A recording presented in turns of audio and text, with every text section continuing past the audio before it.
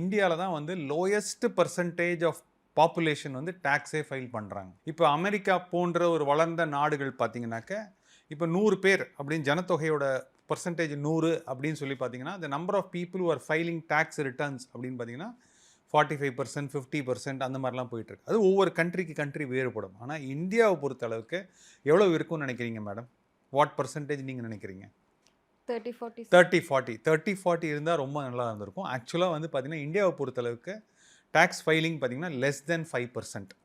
அதாவது கிட்டத்தட்ட வந்து நம்மளுடைய பாப்புலேஷன் வந்து ஒரு 1.2 பில்லியன் 1.4 பில்லியன் சொல்கிறோம். அந்த 1.4 பில்லியன் பார்த்தீங்கன்னா the number of people who are actually filing tax returns அப்படின்னு பார்த்தீங்கன்னா less than 5% தான் மேடம். ஸோ அதனால் காரணம் இதுக்கு என்ன காரணம் அப்படின்னு பார்த்தீங்கன்னா, நம்ம வந்து ஒரு டெவலப்பிங்கான ஒரு country first of all. So அதனால் நிறைய பேர் வந்து வருமானம் வந்து பார்த்திங்கன்னா அந்த அளவுக்கு ஒரு வருமானம் கிடையாது.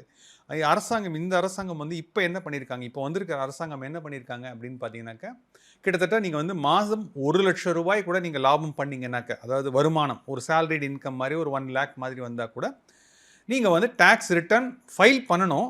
ஆனால் வந்து நில் டேக்ஸ் ரிட்டர்ன் ஃபைல் பண்ணால் போதும். ஸோ இந்தியாவை பொறுத்தளவுக்கு நம்ம ஒரு 5% ஃபைல் பண்ணால் கூட கிட்டத்தட்ட ஒரு அதாவது 50% ஆஃப் த பீப்புள் என்ன பண்ணுவாங்க அப்படின்னு பார்த்தீங்கன்னா நில் டேக்ஸ் ரிட்டர்ன் தான் ஃபைல் பண்ணுவாங்க.